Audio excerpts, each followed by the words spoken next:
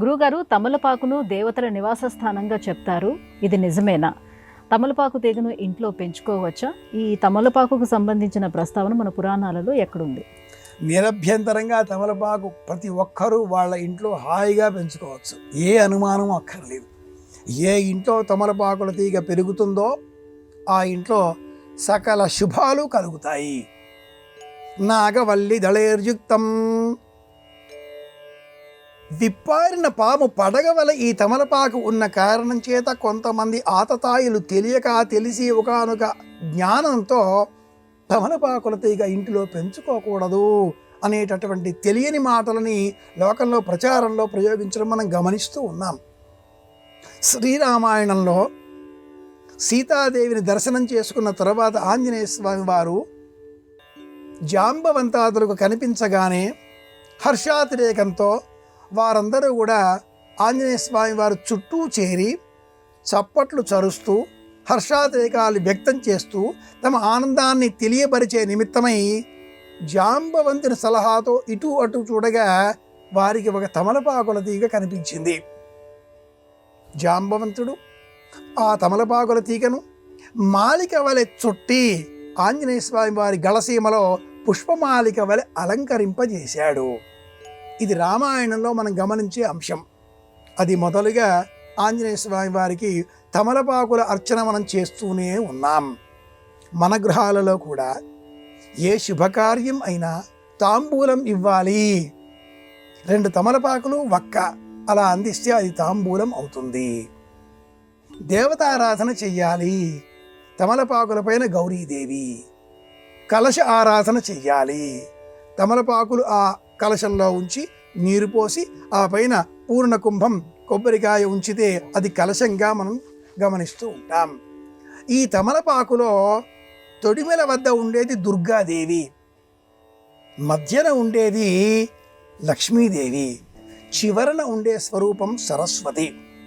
దుర్గను తొలగించి అంటే ఆగ్రహాన్ని తొలగించి నిగ్రహానుగ్రహ సమర్థతో కూడుకున్న లక్ష్మీ అనుగ్రహం కావాలి. తాంబూల సేవనం.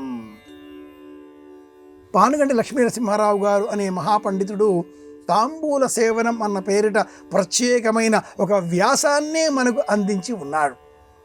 తాంబూల సేవనం పండిత లక్షణం. అపురూపమైన జ్ఞానాన్ని మనకు అందిస్తుంది, వివేకాన్ని కలగజేస్తుంది, జీర్ణశక్తిని కలిగించే లక్షణం ఈ తమలపాకులో ఉన్న కారణం చేత ప్రాచీనులు భోజనం అనంతరం తమలపాకును స్వీకరించేటటువంటి వారు. ఇందులో కూడా మళ్ళీ 2 విషయాలు ఉంటాయి. శుభ కార్యక్రమాలు, అశుభ కార్యక్రమాలు.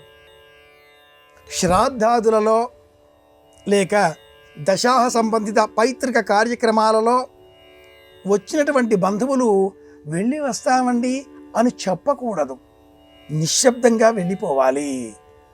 చెప్పకుండా వెళ్ళిపోవాలి. కానీ వెళ్ళిపోయారు అని మనకు ఎలా తెలుస్తుంది? నిశ్శబ్దంగా వారు ఆ తాంబూలం ఉంచిన పాత్ర వద్దకు వచ్చి కట్టిపెట్టి సిద్ధంగా ఉన్న ఆ బిడియము తాంబూలమును అలా చేతపుచ్చుకుని వాళ్ళు వెళ్ళిపోతారు. అశుభ కార్యక్రమాలలో మాత్రమే తమలపాకు సిద్ధంగా కట్టి, అంటే తమలపాకు, సున్నము, కాచు, వక్క, ఇతర దినుసులు, పుదీనా అన్నీ వేసి దాన్ని ఇలా మడతపెట్టి ఆ లవంగంతో చెక్కి సిద్ధంగా ఉంచినటువంటి తాంబూలము అశుభ కార్యక్రమాలలో మాత్రమే. ఇది ధర్మశాస్త్ర నిర్ణయం. అది తీసుకుని వెళ్ళిపోతున్నారు అని అర్థం. శుభంగా ఉండే వివాహాలు, గృహప్రవేశాలు ఇలాంటి సందర్భాలలో అన్నింటినీ విడివిడిగా అందించాలి. తమలపాకులు వేసుకుంటూ కూర్చొని ఆ తమలపాకు అలా కాలికి రాచి తొడిమల తీసి సున్నం రాచి అందులో కాచు, పుదీనా, లవంగములు, ఏలకులు, కొబ్బరికోరు 22 దినుసులు అందులో వేస్తూ ఒకరిని ఒకరు పలకరింపులుగా యోగక్షేమాలు మాట్లాడుతూ మీ పిల్లవాడికి పెళ్ళయిందా, మా అమ్మాయికి ఇంకా వివాహం కోసం ఎదురు చూస్తున్నాం, ఇలాంటి మాటలతో సంబంధాలు కలుపుకునే నిమిత్తమై వియ్యము, ఇది విడియము. తమలపాకులు తాంబూలాలు మార్చుకున్నారా అంటారు. వివాహాలు కాకంటే పూర్వం వివాహ నిశ్చయం చేసే సమయంలో తాంబూలాలు మార్చుకున్నారు అంటారు. ఇలాగా మాట్లాడుకునే సమయంలో మీ అబ్బాయి మా అమ్మాయి అనుకున్నప్పుడు తాము కట్టిన ఆ తాంబూలాన్ని ఎదుటివారికి ఇచ్చేటటువంటి వారు, ఆ తాంబూలం వారు వీరికి ఇచ్చేటటువంటి వారు తాంబూలం పుచ్చుకున్నారు అని చెప్పడం. సుప్రసిద్ధమైన కన్యాశుల్కం అనే నాటకంలో గురజాడ అప్పారావు గారు తాంబూలాలు ఇచ్చేశారు ఇక అనేటటువంటి ఒక మాట చెప్పడం కూడా మనం జ్ఞాపకం తెచ్చుకుంటాం. ఇంత కథ తాంబూలం వెనక ఉంది కనుక ప్రతి ఇంటిలో కూడా తమలపాకుల తీగ తప్పనిసరిగా పెంచాలి.